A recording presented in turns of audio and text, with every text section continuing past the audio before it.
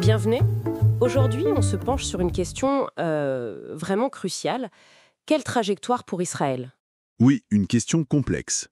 Et pour tenter d'y voir plus clair, on va s'appuyer sur des articles récents du magazine Le Point. Exactement, des articles qui traitent notamment de la stratégie israélienne en cours, spécifiquement à Gaza. Notre but, c'est de décrypter ensemble les infos clés, les points saillants de ces documents. Pour essayer de mieux saisir les enjeux, les scénarios possibles, tels qu'ils sont présentés dans ces pages en tout cas.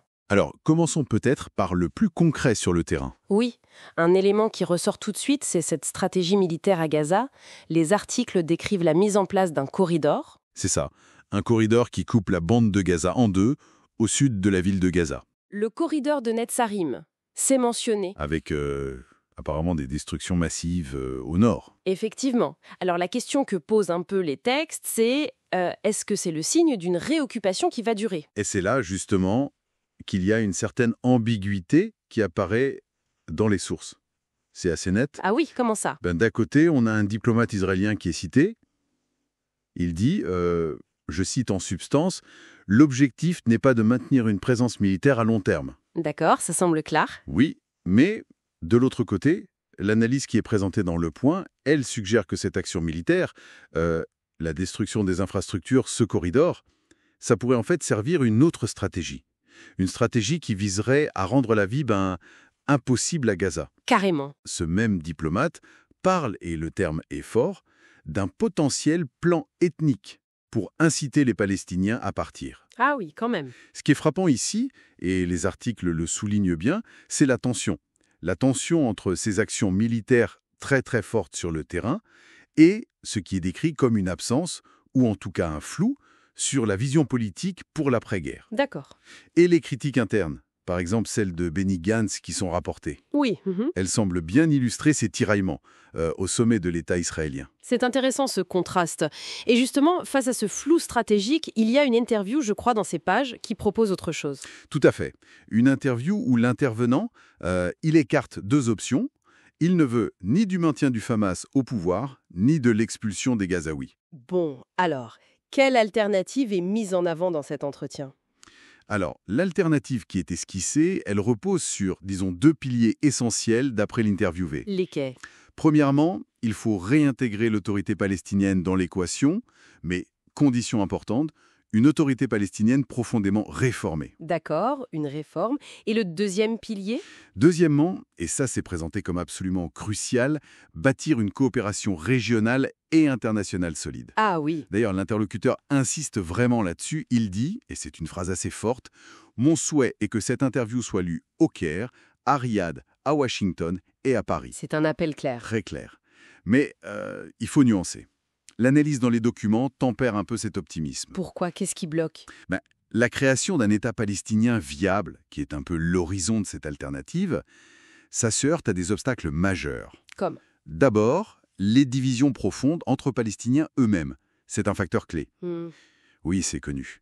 Et puis, évidemment, la politique du gouvernement Netanyahou actuel, qui est décrite comme fondamentalement opposée à cette solution à deux États. Donc un chemin très compliqué. Très compliqué. Il faudrait, selon l'interview, un plan équilibré, qui garantisse la sécurité d'Israël et qui offre un avenir politique aux Palestiniens. Mais bon, sa concrétisation, elle paraît vraiment ardue au vu du contexte décrit. Et cette complexité, elle ne touche pas que la question palestinienne, si je comprends bien les articles. Il y a aussi des tensions internes en Israël qui sont mises en lumière. Ah oui, tout à fait. On y parle du soutien sans faille qui est demandé aux soldats. Il y a même un témoignage assez poignant, je crois, d'un combattant. Oui, qui sent son avenir lui échapper, c'est très fort. Et en parallèle de ça... Il y a ces débats houleux à la Knesset. C'est ça. Exactement. Le débat sur l'exemption des services militaires pour les ultra-orthodoxes, les Haredim. C'est une vieille question, ça, non? C'est une question récurrente, oui. Une vraie ligne de fracture dans la société israélienne. Et elle ressurgit avec une acuité particulière maintenant. Alors même que l'armée, d'après les infos rapportées là, réclamerait d'urgence 12 000 soldats supplémentaires. 12 000, c'est énorme. C'est énorme. Et ça montre bien les contradictions internes auxquelles le pays est confronté en ce moment. Donc, si on essaye de faire une synthèse de tout ça... Si on essaye, oui. Ce qui émerge de ces lectures, c'est l'image d'une nation engagée dans des opérations militaires d'envergure. Ce corridor de Netzarim en est un symbole, mais en même temps, les objectifs politiques à long terme de cette nation, ils restent soit flous, soit très contestés en interne. Et sur le plan international. Et sur le plan international, il y a cette nécessité, qui est décrite comme incontournable, d'avoir une large adhésion diplomatique pour n'importe quelle solution qui se voudrait pérenne.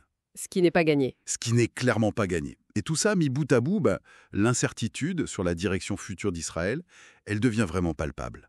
La question du magazine « Où va Israël ?», elle reste donc largement ouverte à la fin de ces articles. En résumé, ce que ces sources nous montrent, finalement, c'est une image traversée par une incertitude profonde. Vraiment. Oui, une incertitude sur la finalité stratégique. Surtout à Gaza, où les actions militaires, on a l'impression, sont un peu déconnectées d'un plan politique clair, stabilisé. C'est ça. C'est un équilibre très très instable entre les urgences du terrain, les fractures politiques israéliennes. Et des défis diplomatiques qui sont juste colossaux. Absolument. Et ça nous amène peut-être à une dernière réflexion qui découle un peu tout ça. Oui. Si Tom le suggère ces documents, il n'y a pas vraiment de plan politique clair qui fasse consensus, ni en interne, ni sur la scène internationale, pour accompagner ou poursuivre l'action militaire actuelle à Gaza. Quelles pourraient être les conséquences? Les conséquences imprévues à moyen ou long terme de cette stratégie du fait accompli sur le terrain, bien au-delà des objectifs tactiques immédiats. C'est une excellente question pour terminer. De quoi réfléchir